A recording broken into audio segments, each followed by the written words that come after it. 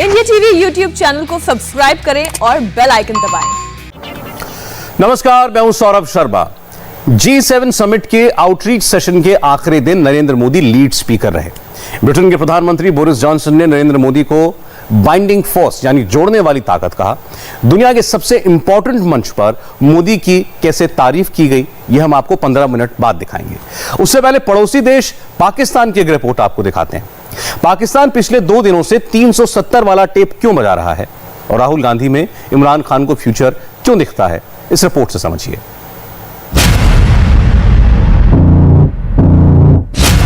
370 पर दिग्विजय सिंह की कमेंट्री और पाकिस्तान से किया गया कमिटमेंट पिछले 40 घंटे से पब्लिक स्पेस में है। Democracy was not there in Kashmir when they revoked Article 370. Then Insaniyat was not there because they put everyone behind bars. Club house meeting में पाकिस्तानी पत्रकार से दिग्विजय सिंह ने जो कहा, उस पर दिल्ली से लेकर इस्लामाबाद तक डिबेट हो रही है। जम्मू कश्मीर में धारा 370 को फिर से बहाल करने के कमिटमेंट से पाकिस्तान में यह मुद्दा दोबारा जिंदा हो गया है। पाकिस्तान ने पिछले 2 साल में जम्मू कश्मीर से 370 हटाने के नरेंद्र मोदी के डिसीजन को एक्सेप्ट कर लिया था। पाकिस्तान की संसद तक में वहां की सरकार ये कह चुकी थी कि 370 भारत का अंदरूनी मामला है, लेकिन दिग्विजय सिंह के बयान ने पाकिस्तान को मौका दे दिया है। The decision of revoking Article 370 and reducing the statehood of J&K is extremely, I would say, sad decision, and the Congress party would certainly have to have a relook on this issue. Digvijay Singh ने 370 पर साफ बात की। अपने बयान में Congress party का नाम लिया, मगर कांग्रेस हाईकमान ने एमपी के पूर्व मुख्यमंत्री और अपने राज्यसभा सांसद के बयान पर कुछ नहीं बोला है। अब तक ना तो सोनिया गांधी ने कोई चिट्ठी लिखी है, ना ही राहुल गांधी का कोई ट्वीट आया है, ना ही प्रियंका गांधी ने सोशल मीडिया पर कोई वीडियो अपलोड किया है। मोदी सरकार के कानून मंत्री रविशंकर प्रसाद ने कांग्रेस लीडरशिप से डायरेक्ट क्वेश्चन पूछा है। आर्टिकल 370 पर कांग्रेस का स्टैंड क्या है? क्या 370 पर कांग्रेस वही सोचती है जो दिग्विजय सिंह ने बताया है? रविशंकर प्रसाद लिखते हैं कि 370 पर चुप रहने का वक्त निकल गया, अब कांग्रेस को अपना स्टैंड क्लियर करना ही होगा। रविशंकर प्रसाद देश के कानून मंत्री हैं, वो खुद भी वकील हैं, कानून की पेचीदगियों को समझते हैं, इसलिए कानूनी बात करते हैं। कांग्रेस से बीजेपी में गए ज्योतिरादित्य सिंधिया ने सीधा वार किया। राज्यसभा में बीजेपी के सांसद ज्योतिरादित्य ने लिखा, कांग्रेस आज भी पाकिस्तान का पक्ष लेने से चूकती नहीं, कांग्रेस की नीति और नीयत का सत्य। मुझे आश्चर्य नहीं हुआ दिग्विजय सिंह जी। ज्योतिरादित्य सिंधिया ने जहां अपनी बात खत्म की, शिवराज सिंह चौहान ने वहां से बात आगे बढ़ाई। कश्मीर भारत का मुकुटमणि है, अभिन्न अंग है। ये कांग्रेस ही थी जिसने कश्मीर में धारा 370 लगाने का पाप किया था। हमारे यशस्वी प्रधानमंत्री जी ने, भारतीय जनता पार्टी की सरकार ने धारा 370 हटा दी। अब एक देश में 2 विधान, 2 निशान, 2 प्रधान नहीं है, लेकिन कांग्रेस अब फिर पाकिस्तान की भाषा बोल रही है। सीक्रेट मीटिंग की बातें ओपन हो जाने से कांग्रेस में भले ही सन्नाटा है, लेकिन पाकिस्तान में दिग्विजय सिंह का टेप फुल वॉल्यूम में बज रहा है। पाकिस्तान के नेशनल टेलीविजन पर पाकिस्तान की मंत्री भी वही दोहरा रही हैं जो बातें दिग्विजय सिंह ने बोली हैं। बिल्कुल, हमें बार बार इस बैनुल अक़वामी कम्युनिटी को और मालिक को बताना पड़ेगा कि कश्मीर में जो तशद्दुद हो रहा है वो नौजवानों पे हो रहा है, ख़वातीन पे हो रहा है, बच्चों पे हो रहा है। पैलेट गन्स जो जिससे बच्चे नाबीना हो रहे हैं, जो और ख़वातीन हो रही हैं, और जो जिस तरीके से वो कम उम्र बच्चों को भी अब जेलों में उठा के डाल रहे हैं, नौजवान बच्चे जो कम उम्र है, मतलब 15 साल 16 साल, इस तरह की जुल्म जो और तशद्दुद जो हो रहा है कश्मीर में, उस पे एक्शन लिया जाए। शिरून मेहरुन्निसा मज़ारी इमरान खान सरकार की वजीर हैं। डिपार्टमेंट का नाम है ह्यूमन राइट्स। पाकिस्तान में कोई ह्यूमन राइट्स की बात करे तो अपने आप में मजाक लगता है, लेकिन दिग्विजय सिंह के बयान से पाकिस्तान को ऐसा मौका मिला कि वो ह्यूमन राइट्स पर भारत को पाठ पढ़ा रहा है। हमने यूएन के ह्यूमन राइट्स रैपोर्टर्स को लिखा है, हमने ह्यूमन राइट्स काउंसिल को लिखा है, क्योंकि जो UN high commissioner for human rights के ऑफिस की 2 रिपोर्ट्स आई हैं कश्मीर पे, तो 2 रिपोर्ट्स आई हैं और उसमें ये लाजमी कहा गया है कि यूएन ह्यूमन राइट्स काउंसिल जो है वो एक इंडिपेंडेंट इन्वेस्टिगेशन कमीशन बनाए जो जाके कश्मीर में देखे जो जुल्म और तशद्दुद हो रहा है, वो आज़ाद कश्मीर भी आए और क्या कहते हैं इंडियन ऑक्यूपाइड कश्मीर में भी जाए। पाकिस्तान हुकूमत ने तो कहा है हम आए जिस वक्त मर्जी आ जाए ये इन्वेस्टिगेशन टीम, लेकिन कम से कम हिंदुस्तान भी इजाज़त दे ताकि वो उस तरफ जाए जिधर असल जुल्म और तशद्दुद हो रहा है। कश्मीर पर इमरान खान की मंत्री की लाइन और कांग्रेस नेता दिग्विजय सिंह की लाइन सेम टू सेम लगती है। जो लाइन पाकिस्तान तय करता है वही लाइन कांग्रेस ले रही है। पाकिस्तान दावा करता है कि कश्मीर में दमन हो रहा है, कांग्रेस ठीक यही बात कह रही है। पाकिस्तान नौजवानों को गिरफ्तार करने की बात करता है, कांग्रेस इस पर मुहर लगाती है। पाकिस्तान पैलेट गन चलाने की बात करता है, कांग्रेस इसकी तस्दीक करती है। पाकिस्तान कहता है कि धारा 370 गलत तरीके से हटाई गई, कांग्रेस भी यही बात कहती है। पिछले 2 दिनों से पाकिस्तान के अखबारों में छप रही हेडलाइंस में धारा 370 के साथ दिग्विजय सिंह और कांग्रेस खूब चल रहा है। पाकिस्तानी अखबार द न्यूज इंटरनेशनल ने हेडलाइन लगाई है कि पाकिस्तान ने यूएन जनरल असेंबली में भारत की शिकायत की है। अंदर छपी खबर में कहा है कि कश्मीर में मानव अधिकारों के दमन से विश्व शांति के लिए खतरा है। इसी अखबार ने अपने ओपिनियन पेज पर भारत को उपनिवेशवादी करार दिया है। पाकिस्तान के एक और अखबार द डॉन ने भारत की सियासी पार्टियों को संविधान का माखौल उड़ाने वाला कहा है। पाकिस्तान को कश्मीर पर कांग्रेस से उम्मीद हो रही है। हालांकि पाकिस्तानी मीडिया भी लिखता है कि सोनिया गांधी की अध्यक्षता वाली कांग्रेस का अभी सिर्फ एक टारगेट है, किसी भी तरह राहुल गांधी को पार्टी अध्यक्ष बना देना है। भारत ने उसको भी कह दिया है कि नहीं, हमें 370 भी नहीं करना, 35A भी नहीं है, तो जो हमने कर दिया। वैसे तो सुनने में आया कि कांग्रेस कह रही है कि अगर वो पावर में आएंगे तो वो शायद जो है वो 370 को रिवर्स कर देंगे। सो इट मींस कि देयर इज अ प्लॉजिबिलिटी, एक अच्छा जेस्चर नजर आ रहा है कि शायद ये एक अच्छी टॉक्स हो सकती हैं अगर कांग्रेस की गवर्नमेंट है। How do you see this? Sir, Congress की गवर्नमेंट आने का तो अभी कोई चांस लग नहीं रहा फिलहाल। जिस तरह से इनकी गवर्नमेंट चल रही है बीजेपी की, तो वो उनका तो वही हिसाब है ना कि ना नौमन तेल होगा ना राधा नाचेगी, कि ना उन्होंने आना है, तो जब आना ही नहीं तो कुछ भी कह दो। तो इसी तरह से यहाँ पर भी जो अपोजिशन है वो हमेशा गवर्नमेंट के अगेंस्ट ही बात करती है। बाकी इन्होंने बिल्कुल कहा था कि जी हमारा कोई लेना देना नहीं है, और शाह महमूद कुरैशी साहब ने कहा था कि इंडिया का इंटरनल मैटर है। लेकिन इनके साथ प्रॉब्लम ये कि ये शाम के 7 बजे कुछ और कहते हैं, फिर सुबह के 7 बजे कुछ और कह देते हैं, फिर सुबह इन्हें फिर याद आता है, कह रहे 370 को अगर हमने कह दिया कि इंडिया का अपना कोई है और वो खुद उसको हैंडल करें, तो फिर हम क्या करेंगे? हम जो है वो कैसे कहेंगे कि जी यहाँ तो बड़ा खतरा है? क्योंकि जब अटेंशन डाइवर्ट करनी होती है यहाँ की महंगाई से, यहाँ के लोगों के जो परेशानियां हैं, चाहे वो लोगों के पास जॉब्स नहीं है, हेल्थ फैसिलिटीज नहीं है, सब कुछ, तो सबसे पहली बात यही होती है कि जी इंडिया हमला कर रहा है और इंडिया ये कर रहा है। फिर 370 निकाल के ले आते हैं, जो कि काफी पुराना वो हो गया है, मसला हो गया। बहुत लोग तो अब हम लोग जैसे मैं और आप जैसे YouTube चैनल चलाते हैं, हम तो अब इसको डिस्कस भी नहीं करते, हमने डिस्कस करना ही छोड़ दिया है। पाकिस्तान ने जिस मुद्दे को डिस्कस करना छोड़ दिया था वो फिर से डिस्कशन का हॉट टॉपिक बना है। वो वजह सिर्फ कांग्रेस नेता का बयान है। कांग्रेस जिस बैक चैनल डिप्लोमेसी की बात करती है उसमें इसी तरह की बातें होती हैं। नरेंद्र मोदी को डाउन करने के लिए कांग्रेस के नेता संसद में पास कानून को भी पलटने की बात करते हैं। मणिशंकर अय्यर हो, शशि थरूर हो या फिर दिग्विजय सिंह, कांग्रेस की बैक चैनल डिप्लोमेसी के सारे सूरमा 370 पर एक ही लाइन लेते हैं। लेकिन राहुल गांधी या प्रियंका गांधी कैमरे के सामने आकर 370 पर कोई ऑफिशियल लाइन नहीं लेते। कांग्रेस ने कल फ्यूचर मतलब राहुल हैशटैग चलाया तो पाकिस्तान से भी 39,000 ट्वीट हुए। पाकिस्तान में आज हैशटैग हिंदू टॉप ट्रेंड हुआ। पाकिस्तान ये मैसेज फैला रहा है कि नरेंद्र मोदी जम्मू कश्मीर की डेमोग्राफी चेंज कर रहे हैं, कश्मीर घाटी में हिंदुओं को बसाया जा रहा है। इन सबसे पाकिस्तान एक नैरेटिव सेट करने की कोशिश कर रहा है, मगर पाकिस्तान की मीडिया को भी मालूम है कि हकीकत में इन सब से कुछ नहीं बदलने वाला। गवर्नमेंट जो है वो हर थोड़े दिन के बाद वो हमारे यहाँ बोलते हैं ना, गड़े मुर्दे उखाड़ते हैं, तो वो कहते हैं चलो भाई फिर ये बात शुरू कर दो। तो अगर ये बार बार यू टर्न मारते रहेंगे और बार बार उसी जगह पे पहुंच जाएंगे जहां से इनको अच्छे से पता है कि ये काम नहीं हो सकता, कम से कम इनके कहने से तो नहीं हो सकता, तो फिर जाहिर है वो टर्म्स उसी जगह रहेंगे और टर्म्स बेहतर नहीं होंगे। गवर्नमेंट का भी ये है कि ये जब जहां जाके बंद गली में फंस जाते हैं ना, ये वहां पे 370 निकाल लेते हैं, चलो फिर दोबारा 370 करते हैं, तो उससे क्या होता है कि इंडिया कहते हैं चलो निकलो इधर से, तो बस फिर ये कहते हैं देखो जी हमने तो बड़ी कोशिश की थी, तो इंडिया वालों ने हमें ऐसे जवाब दे दिया।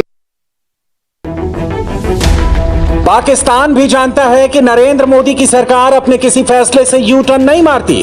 कश्मीर पर पॉलिसी चेंज करने का चांस जीरो है। आवाम को कश्मीर का ख्वाब दिखाते रहते हैं। दिग्विजय सिंह का टेप जब से लीक हुआ है, पाकिस्तानी मीडिया को भी 370 का झुनझुना बजाने का मौका मिल गया है। इस सब के अंदर कांग्रेस ने वो पत्ता फेंक दिया है जिसने पूरे भारत को हिलाकर रख दिया है। मैं आपको पहले बता दूं, ये दिग्विजय सिंह है और ये कांग्रेस के रहनुमा है और राज्यसभा के अंदर मेंबर ऑफ पार्लियामेंट भी हैं, और ये चीफ मिनिस्टर रहने से पहले मुख्तलिफ ओहदों पर और मुख्तलिफ वजारतों में रह चुके हैं। ये मैंने इसलिए आपको बताया कि आपको पता चल सके कि ये आदमी कितना इंपॉर्टेंट है।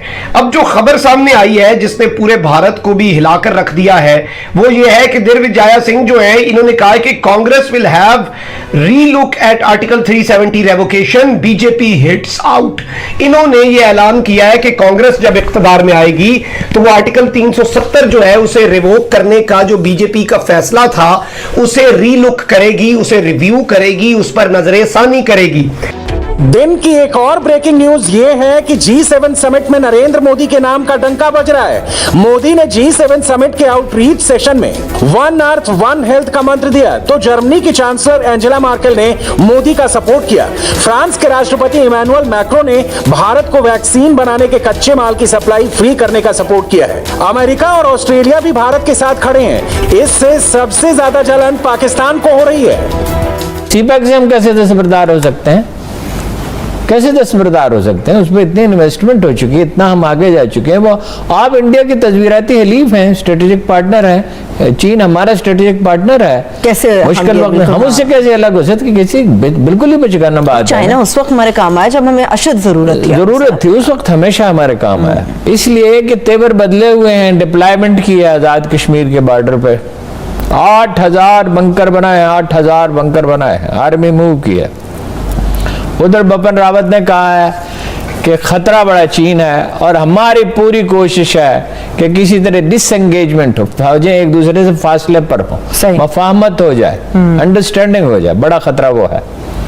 वो लफ्ज बड़ा अजीब उसने इस्तेमाल किया। उसने कहा कि वो चीन बड़ी ताकत है और जंग सिर्फ जो है वो महाज जंग पे नहीं है, वो है टेक्नोलॉजी के मैदान में है। वो तो देखिए ना, अब तो इसमें तो चीन अमेरिका से भी आगे निकल गया। $2000 बिलियन मुख्तस किए हैं अमेरिकी हुकूमत ने उसके लिए, टेक्नोलॉजी के लिए, आर्टिफिशियल इंटेलिजेंस के लिए। उसमें तो चीन कहा जाता है कि उसको पीछे छोड़ गया है।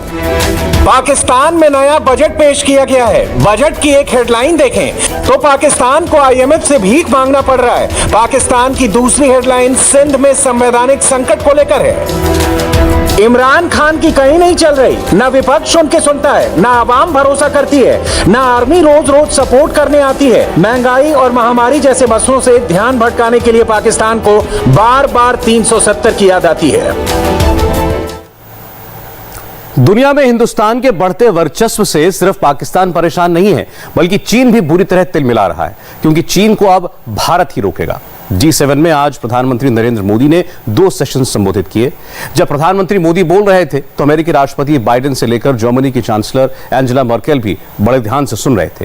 प्रधानमंत्री मोदी ने आज जो कहा वो वर्ल्ड हेडलाइन बनी और चीन को एक डेडलाइन मिली।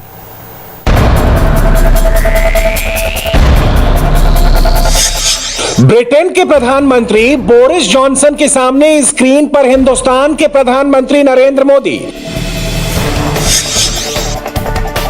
दक्षिण कोरिया के राष्ट्रपति मून जे-इन के स्क्रीन पर नरेंद्र मोदी, यूरोपियन यूनियन के अध्यक्ष वॉन डेर लेयन की स्क्रीन पर पीएम मोदी, जापान के प्रधानमंत्री योशिहिदे सुगा के सामने रखी स्क्रीन पर भारत के पीएम मोदी लाइव है। कनाडा के प्रधानमंत्री जस्टिन ट्रूडो की स्क्रीन पर भी मोदी।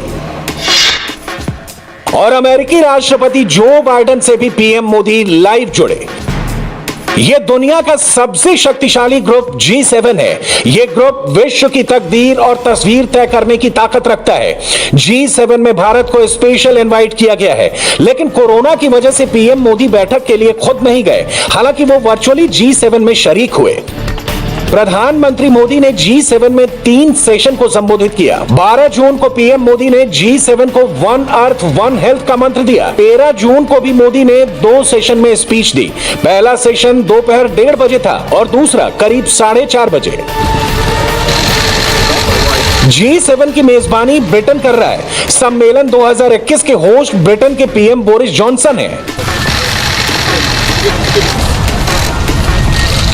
G7 के सुपर 7 मेहमानों का ब्रिटिश की रॉयल एयरफोर्स ने रेड एरो से खास स्वागत किया।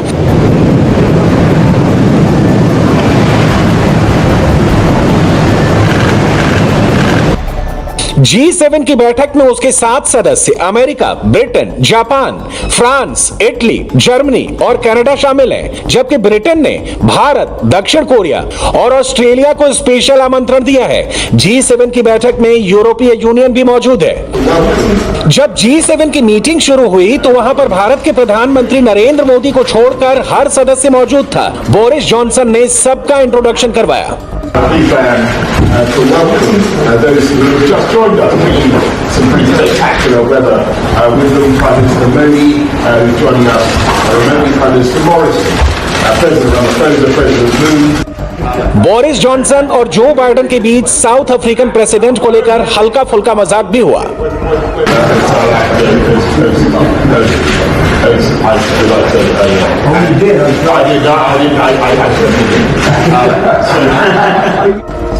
इसके बाद मीडिया और कैमरे को समिट हॉल से बाहर भेज दिया गया और शुरू हुई दुनिया के सबसे ताकतवर देशों की बैठक। प्रधानमंत्री मोदी वर्चुअली जुड़े थे। इसके लिए G7 में खास तैयारी की गई। पूरी मीटिंग के दौरान पीएम मोदी लाइव जुड़े रहे। वो हर किसी की बात सुन रहे थे और अपनी राय भी दे रहे थे, जैसे वो कॉन्फ्रेंस रूम में खुद मौजूद हों। ऐसा पहली बार हुआ है जब किसी एक लीडर के लिए स्पेशल लाइव कॉन्फ्रेंस आयोजित की गई होगी। यह जरूरी भी है क्योंकि दुनिया मानती है कि चीन को रोकना है तो हिंदुस्तान का साथ होना सबसे जरूरी है। चीन के इंफ्रास्ट्रक्चर पॉलिसी का काउंटर करने के लिए इंडियन पॉलिसी तैयार है। यही सवाल विदेश मंत्रालय की प्रेस कॉन्फ्रेंस में इंडिया टीवी संवाददाता विजय लक्ष्मी ने पूछा। Vijay Lakshmi from India TV asked President Joe Biden said he wanted the US backed Build Back Better World B3W this mentioned plan to be a higher quality alternative to a similar Chinese program. इस पर भारत का क्या stand है? क्या हम इसका समर्थन करते हैं? क्या हम चीन के खिलाफ बनाए जाने वाली किसी अलायंस का हिस्सा होंगे? मैं ये कह सकता हूं कि प्रधानमंत्री जी ने ये एम्फसाइज किया है कि डेमोक्रेसीज को डेमोन्स्ट्रेट करना चाहिए कि प्रोजेक्ट इंप्लीमेंटेशन के स्फीयर में हम डिलीवर कर सकते हैं। देश के अंदर ही नहीं लेकिन दूसरे देशों में भी प्रोजेक्ट इंप्लीमेंटेशन के हम दिखा सकते हैं कि हम प्रोजेक्ट इंप्लीमेंटेशन कर सकते हैं अच्छी तरीके से। और इस विषय पर प्रधानमंत्री जी ने हमारा भारत का एक्सपीरियंस को रेफर किया है जो नेबरिंग कंट्रीज में है और जो अफ्रीका के देशों में है और जो हमारे डेवलपमेंट पार्टनरशिप फ्रेमवर्क के दायरे में आता है। The Prime Minister also indicated that India stands ready to do more in this regard. G7 में प्रधानमंत्री मोदी ने इशारा दे दिया, भारत चीन को काउंटर करने के लिए तैयार है। G7 में प्रधानमंत्री 3 सेशन में बोले, जिसके पहले सेशन में प्रधानमंत्री ने कहा, कोविड-19 की दूसरी लहर के दौरान समर्थन देने वाले देशों को धन्यवाद। भारत भविष्य में ऐसे किसी महामारी से निपटने के वैश्विक प्रयासों का समर्थन करता है। मानवता के लिए वन अर्थ वन हेल्थ हमारा संदेश है। 3 सेशन के लिए पीएम मोदी को आमंत्रण दिया गया था। तीनों सेशन में पूरे समय पीएम जुड़े रहे, इंटरैक्शन भी हुआ।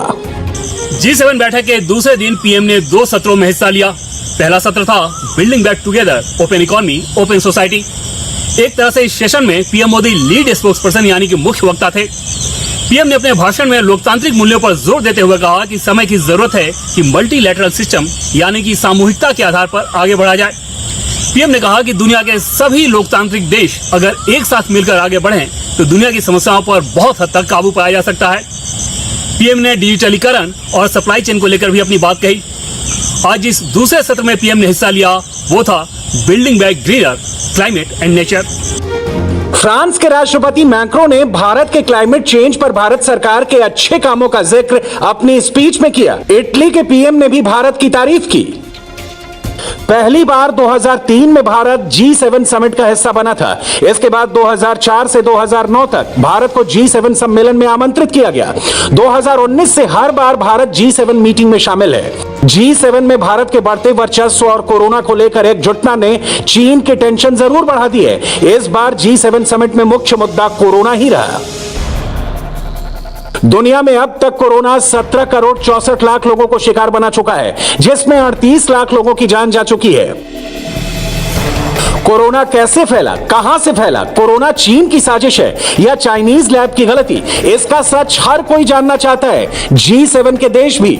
ये ब्रिटेन के विदेश सचिव डोमिनिक राब हैं। कोरोना और वुहान लैब पर ये क्या कह रहे हैं वो सुनिए।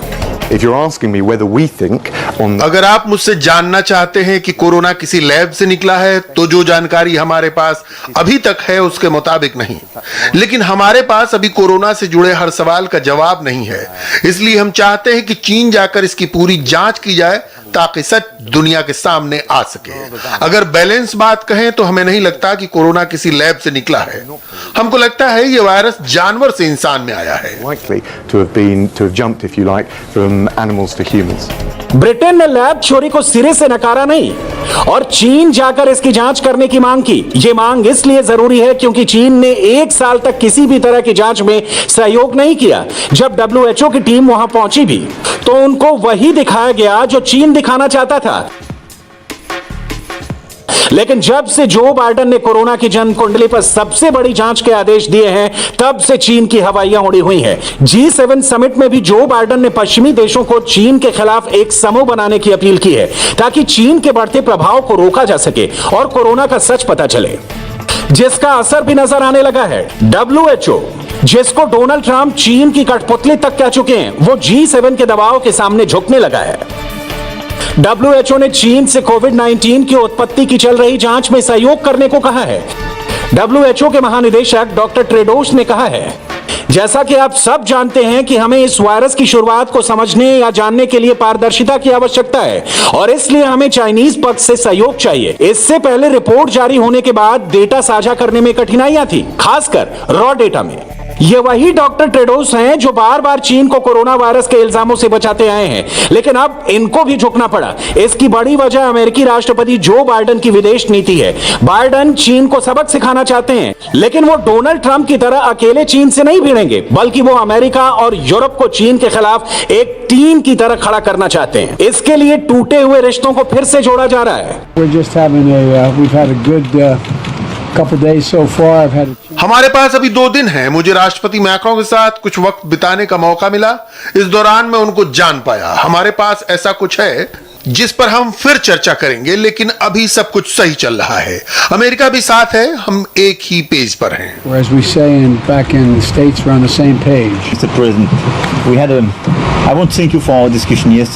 मिस्टर प्रेसिडेंट, आपका शुक्रिया। आपके साथ कल हुई चर्चा के लिए और सेशन में बातचीत के लिए धन्यवाद। हमको कोरोना महामारी का सामना करना है, हमें काफी बदलावों का मुकाबला करना है, काफी विवाद हैं, क्लाइमेट बदलाव है, इन सब के लिए हमको समर्थन की जरूरत है और अमेरिकी राष्ट्रपति हमारे क्लब का हिस्सा हैं। US president, part of the club. Biden की अपील का असर भी नजर आने लगा है। जर्मनी खुलकर चीन के खिलाफ आ गया है। हमें निश्चित रूप से इस तथ्य से निपटना होगा कि चीन काफी हद तक सफल बुनियादी इंफ्रास्ट्रक्चर पॉलिसी पर काम कर रहा है। हम ऐसे ये सब होते नहीं देख सकते। यूरोपियन यूनियन के साथ चीन के साथ निवेश समझौते हैं। हमसे चीन ने वादा किया था कि इंटरनेशनल लेबर ऑर्गेनाइजेशन के मुताबिक ये मजदूरों से काम लिया जाएगा। चीन को G7 समिट में बुलाया नहीं गया, लेकिन उसकी नजर यहीं पर बनी हुई है क्योंकि वो जानता है कि उसके खिलाफ संगठन की शुरुआत हो चुकी है। आज नहीं तो कल कोरोना का फंदा उसके गले तक पहुंचेगा ही, जिसका डर दिखने भी लगा है। लंदन स्थित चाइनीज दूतावास ने G7 सम्मेलन पर तंज कसा है। वो दिन चले गए जब एक छोटा सा ग्रुप ग्लोबल फैसले करता था। हम बड़े छोटे मजबूत कमजोर अमीर गरीब सब देशों को एक बराबर मानते हैं। ग्लोबल मामलों पर सभी देशों की राय लेनी जरूरी है। चीन फड़फड़ा रहा है क्योंकि उसके पर कटने का वक्त आ गया है। अखिलेश यादव जिस कोरोना वैक्सीन को बीजेपी वैक्सीन बताते रहे, उनके पिता मुलायम सिंह यादव ने वही वैक्सीन लगवा ली। अखिलेश भी अब लोगों से सरकारी वैक्सीन बताकर इसे लगवाने की अपील कर रहे हैं। मगर मुलायम परिवार के गढ़ सैफई में कैसी चल रही है योगी सरकार की वैक्सीन ड्राइव, ग्राउंड जीरो पहुंचकर रिपोर्ट तैयार की हमारी वरिष्ठ सहयोगी रुचि कुमार ने। देखिए, मैं तो नहीं लगवाऊंगा अभी वैक्सीन, मैंने अपनी बात कह दी, और वो भी बीजेपी लगाएगी उसका भरोसा करूंगा मैं? अरे जाओ भाई, अरे अपनी सरकार आएगी सबको फ्री वैक्सीन लगेगी, हम बीजेपी का वैक्सीन नहीं लगवा सकते। ये अखिलेश यादव का वैक्सीन पर दिया पुराना बयान है। ये वैक्सीन लगवाते समाजवादी कुनबे के मुखिया मुलायम सिंह यादव हैं। और अब अखिलेश यादव का यह हाल का ट्वीट है। ट्वीट में थोड़ी सी सियासत है और कोरोना की दूसरी लहर के बाद पुराने स्टैंड से बैक ट्रैक है। अखिलेश ने कहा, हम भाजपा के टीके के खिलाफ थे, पर भारत सरकार के टीके का स्वागत करते हुए हम भी टीका लगवाएंगे और टीके की कमी से जो लोग लगवा नहीं सके थे उनसे भी लगवाने की अपील करते हैं। नेताओं के बदलते रुख के साथ इंडिया टीवी ने समाजवादी पार्टी के गढ़ सैफई का रुख किया।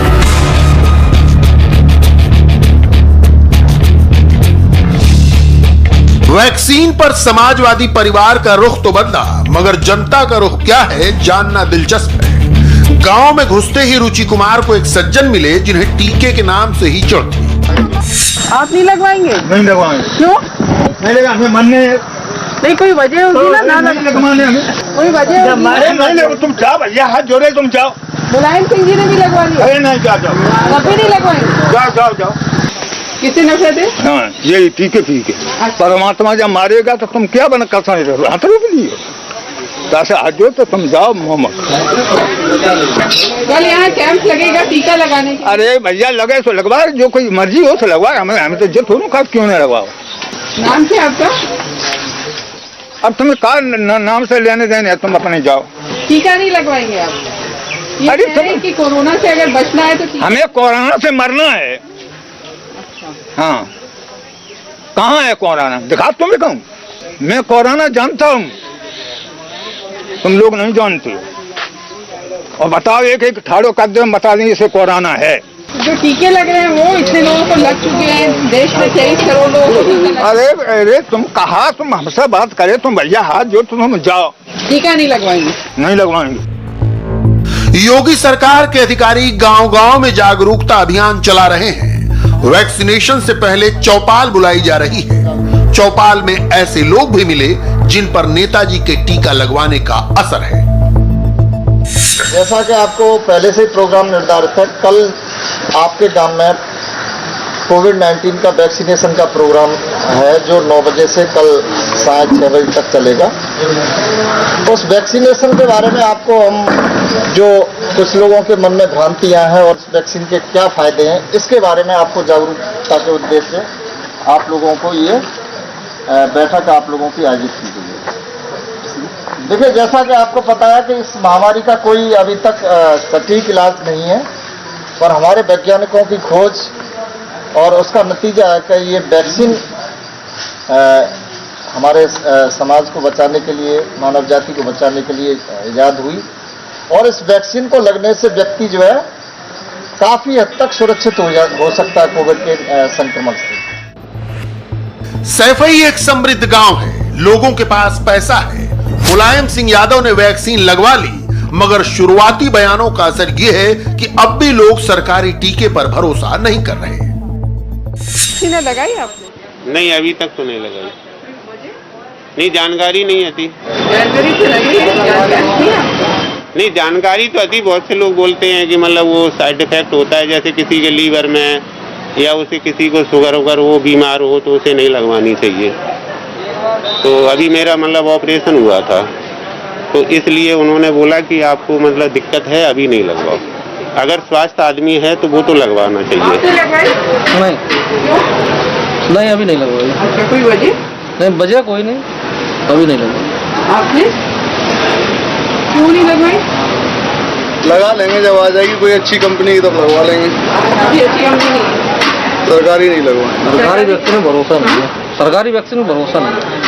अब तो अखिलेश यादव ने भी कह दिया लगाने को, कह दिया, हमें तो नहीं है।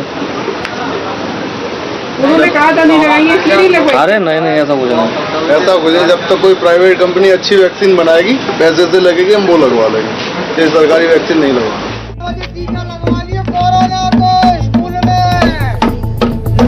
सैफई ब्लॉक के गांवों में योगी सरकार की निगरानी टीमें लगातार दौरा कर रही हैं, मगर लोगों को समझाने और कन्विंस करने में उसके भी पसीने छूट जा रहे हैं। तो क्यों नहीं लगवा रही हो टीका? लोग लगवे तब लगवे, सभी लोगों को लग रहे हैं। कल स्कूल पे कैंप भी आ रहा है, वैक्सीन लगेगी 9 बजे से 6 बजे। लगवा खूब ली। बुखार दिक्कत बुखार नहीं आता है, कोई दिक्कत नहीं। हमारा काम ऐसा हुआ, सही बता, हम तो गिर गए, हमारा कोई करने वालों नहीं है। नहीं कुछ नहीं होगा दीदी, हम तो लगवा सकते हैं। मैंने भी लगवा लिया, ये मैडम भी लगवाई, ये भी लगवाए। ठीक है, तब बुखार आ जाए, तबीयत खराब हो जाए तो हमारा दीदी करने वाला नहीं है कोई। ये मेरे मालिक की तबीयत सही नहीं रहा, सही बता बात। अच्छा, बच्चे हैं आपके, टीका लगवाया था? अब हमने किसी को बुखार आया होगा, ठीक हो गया 2 दिन में? तब दीदी लगती नहीं थी, कौन लगते बहू पहले? बच्चों को जो टीका लगता था जन्म होने में, छोटे पहले हमारे को बच्चे के लगे ही नहीं, पहले कहाँ चल रही थी। हम का डरी हैं, ये डर रही है ना, इनको समझाइए। आपने लगाया कोरोना का टीका? बचपन में लगवा, नहीं लगवाया। कोरोना का टीका बचपन में नहीं, अब लग रहा है ना? हाँ तो देखा जाएगा, तब सब लोग लगवा लेंगे। तो वैक्सीन पर पार्टी लाइन बदली है तो प्रधान रामफल भी घर घर गली गली घूमकर अब जनता को जागरूक कर रहे हैं। पहले ऐसा क्यों नहीं था वो खुद बताते हैं। जो हमारे राष्ट्रीय अध्यक्ष समाजवादी पार्टी के और पूर्व मुख्यमंत्री हैं, आपने भारतीय जनता पार्टी सरकार के द्वारा जो टीका लगाने की व्यवस्था की थी उसका कुछ शंका थी आदरणीय नेताजी को, इसलिए उन्होंने टीका लगाने की पक्ष में नहीं थी। लेकिन अभी देश के प्रधानमंत्री आदरणीय मोदी साहब जी ने जब ये घोषणा की कि ये टीका भारत सरकार द्वारा निःशुल्क सभी लोगों को जो 18 साल से ऊपर हैं केंद्र सरकार द्वारा मुफ्त में लगवाया जाएगा, तो हमारे पूजनीय आदरणीय नेताजी श्री मुलायम सिंह यादव जी ने, जो हमारे देश के रक्षा मंत्री रहे, पूर्व मुख्यमंत्री रहे और समाजवादी पार्टी के संरक्षक हैं, आपने वेदांता में जाकर कोरोना टीका लगवाया। इससे प्रभावित होकर हमने, जो हम समाजवादी लोग हैं, तय किया कि हम लोग भी टीका लगवाएं। अखिलेश यादव ने जब कहा उसके बाद आप लोगों ने टीका नहीं लगवाया? नहीं, किसी ने नहीं लगवाया और हम लोग सभी तैयार हैं। हम सभी से अनुरोध करते हैं कि सभी लोग जाएं और शिविर में टीका लगवाएं। नेताजी का जब मुलायम सिंह ने लगवा लिया उसके बाद और उसके बाद सभी लोग तैयार हैं। हमारे क्षेत्रवासी और इटावा जिला के सभी जो हमारे कार्यकर्ता समाजवादी पार्टी के हैं वो सभी सक्रिय हैं कि अपना अपने सभी लोग टीका लगवाएं। पहले नहीं लगवाया किसी ने और पूछने भी कोई नहीं आए थे यहाँ पर। आप बताइए, पहले लगवाया टीका आपने, जब अखिलेश यादव ने कहा नहीं लगवाएंगे उसका असर हुआ आप लोग के ऊपर? ऐसा कोई असर नहीं, लोग जब टीका लगवाने के लिए जो आएंगे, जो शिविर लगेंगे तो जरूर टीका लगवाएंगे। टीका तो बहुत दिनों से लग रहा है, जनवरी से लग रहा है। तो हाँ, यहाँ शिविर नहीं आए थे, लग रहा है तो कम्युनिटी हेल्थ सेंटर अब लगवाएंगे, अब लगवा लेंगे। मुलायम सिंह यादव ने टीका लगवा दिया, इससे असर हुआ आप लोग के ऊपर? हाँ, जो हमारे नेताजी ने लगवा लिया तो हम लोग जरूर लगवाएंगे। सैफई में समाजवादी परिवार की वजह से निश्चित रूप से सुविधाएं बहुत हैं। आयुर्विज्ञान संस्थान से लेकर प्राथमिक स्वास्थ्य केंद्र तक है। इन केंद्रों पर वैक्सीन पर्याप्त मात्रा में उपलब्ध है, मगर वैक्सीन लगवाने वालों का इंतजार है। अखिलेश यादव की अपील का असर जितनी तेजी से होना चाहिए नहीं हो रहा है। सैफई का ये सामुदायिक स्वास्थ्य केंद्र है। इस सामुदायिक स्वास्थ्य केंद्र को मुलायम सिंह यादव ने बनवाया था जब वो उत्तर प्रदेश के मुख्यमंत्री थे, और मुलायम सिंह यादव ने कोरोना की वैक्सीन लगा दी है। अखिलेश यादव ने लोगों से अपील की है कि वो कोरोना की वैक्सीन लगाएं। तो यहाँ पर कैंप चल रहा है वैक्सीन लगाने का, उस पर क्या असर पड़ा है? ये फार्मासिस्ट है यहाँ पे, ये बताइए कि आपके यहाँ कितने लोग टीका लगा रहे हैं? कितने लोग मतलब हाँ, संख्या आ रही है हमारे यहाँ। शुरुआत में तो काफ़ी संख्या आई है, अब जैसे जैसे कि समय बीतता जा रहा है अब लोगों के जो सेकंड डोज के आ गए हैं, और चूँकि अभी 45 प्लस का ही चल रहा है यहाँ पे, अभी 18 प्लस वाला नहीं आया है, तो संख्या अभी नॉर्मली चल रही है। जो उनको लगना था वो लग चुका है, और सेकंड वाले भी आ रहे हैं, कुछ फर्स्ट वाले भी आ रहे हैं। जैसे मुलायम सिंह यादव ने टीका लगवा लिया, अखिलेश यादव ने भी अब कहा कि टीका लगाएं, उसका कुछ असर यहाँ दिख रहा है? असर तो अभी नॉमिनल आया है, लोग जान रहे हैं, पूछने भी आ रहे हैं, अभी चर्चा कर रहे हैं। वो यहाँ पे आते हैं, पूछते हैं कि वैक्सीन लगने से कोई दिक्कत परेशानी तो नहीं है या किसी प्रकार का कुछ वो तो नहीं है। पूछने भी आ रहे हैं, पूछने के बाद कह रहे हैं मैं प्लानिंग करके आऊँगा, लगवाऊँगा। चूँकि हमारे मुख्यमंत्री जी ने कहा है और उन्होंने खुद भी लगवाया है, तो वो प्लानिंग कर रहे हैं, संख्या बढ़ेगी। नेताजी के लगवाने का कुछ असर पड़ेगा टीका लगवाने? बिल्कुल असर पड़ेगा। पूरे गांव वाले जो है अब इस चीज़ को जो है मान रहे हैं कि वाकई कोरोना का जो ये वैक्सीनेशन हो रहा है ये सेफ़ है, हमारी लाइफ को लेकर सेफ़ है। पहले कुछ भ्रांतियां बनी हुई थी कि जो है उसमें उनका ये मानना था कि वैक्सीन लगने से हमको कोई बीमारी हो सकती है या किसी को कोई कैजुअलिटी हो सकती है, तो अब उससे जो है एकदम निश्चिंत है। भले ही सैफई समाजवादी परिवार का गढ़ हो, मगर योगी सरकार पूरे प्रदेश में वैक्सीन को लेकर किसी तरह का भेदभाव नहीं कर रही। सैफई में वैक्सीन की उपलब्धता बता रही है कि राज्य सरकार का कोरोना मैनेजमेंट दुरुस्त है, मगर कोरोना से जंग सियासी नहीं है। पार्टियों को दलीय दायरे से बाहर आना होगा, जनता को समझाना होगा। नमस्ते, मैं हूं मीनाक्षी जोशी। वीडियो और खबरों से अपडेट रहने के लिए India TV YouTube channel subscribe करें, बेल आइकन दबाना ना भूलें। जुड़े रहें इंडिया टीवी के साथ।